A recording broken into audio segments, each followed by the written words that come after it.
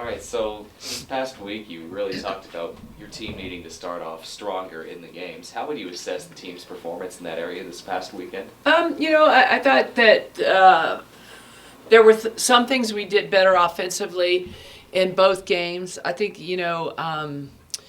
especially the USC game. I thought we moved the ball much better, and it was good to see people cutting and allowing their teammates to get some backdoors because of that, or some open threes. It's definitely something that allowed us. I thought they'd get a really good start against USC. UCLA, I think, for the most part, I think the biggest thing that was concerning there was just that we turned the ball over so many times. I mean, between the two teams, it was a grind defensively. Both teams really put their noses to the grindstone and played really hard. 51 turnovers combined for the two teams makes for kind of an ugly basketball game, but at the same time, a game that we were definitely right in there with the top 10 team. And you talked about turnovers, too, in both games, and each game went down to the wire, and your team had a chance to potentially win it. Is there anything else in particular you would pinpoint that's holding the team back from finishing these games? I wish I knew. It's not because not of a want to or unselfish team, or selfish team. This team is very unselfish. This team is really working hard for each other. They really want to send the seniors out the right way, and because they've been such great leaders. So it's just more execution down the stretch, and sometimes we've been able to get some really good looks, and they haven't gone. And that's part of basketball. You accept that as a coach. You don't like it, and if you're the player that's taking that last shot, you don't enjoy that. But for the most part, I think it's just been the fact that we've had good looks and they haven't fallen.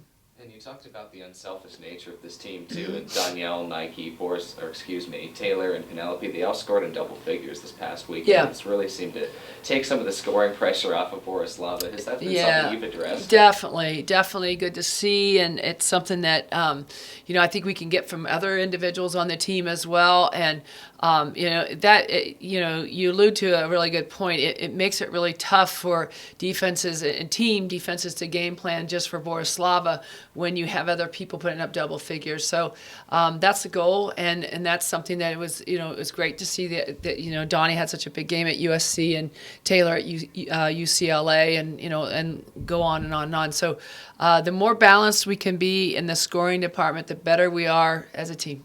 Now, looking at this weekend's opponents, Arizona State and Arizona, the Sun Devils are a lot like UCLA, it seems, in the sense that they're strong down low, but they can also shoot it from the outside. And with the rebounding discrepancy in the first meeting with the Sun Devils and what happened this past weekend against UCLA, does that have you concerned at all? Well, rebounding has been a concern. It's been an issue, entire season. There are times that we're getting better at it. It's something that we work a lot on in practice. We address it a lot in film and obviously in charting everything that we do with productivity, both offensively and defensively. And I think that for us, we're going to continue to address it, and we're getting better. We were actually out rebounded USC, so that was great to see. And we just need to keep showing steady improvement in that area.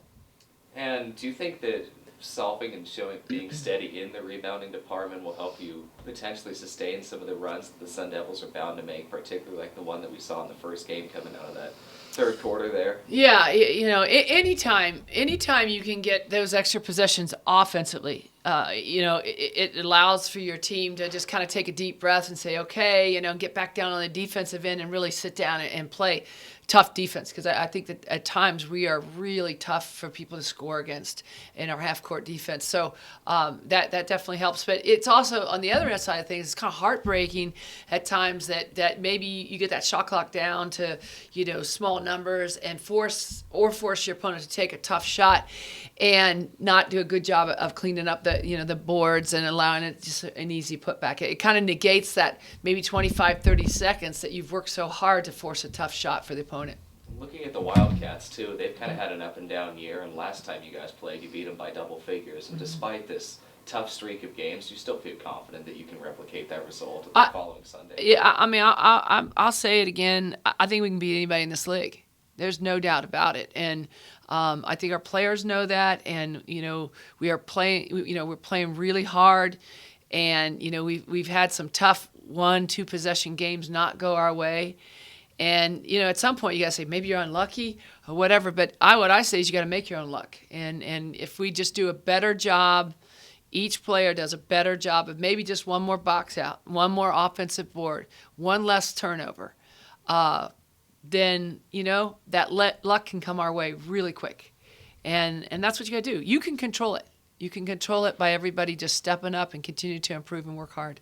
And last question for me, the way this road trip is structured, you've got ASU, who's ranked number 9 on Friday, and then Arizona on Sunday. With your coaching experience, do you find it to be more beneficial to get that tough game out of the way first and then follow up with the supposed easier one, or does it really matter either way?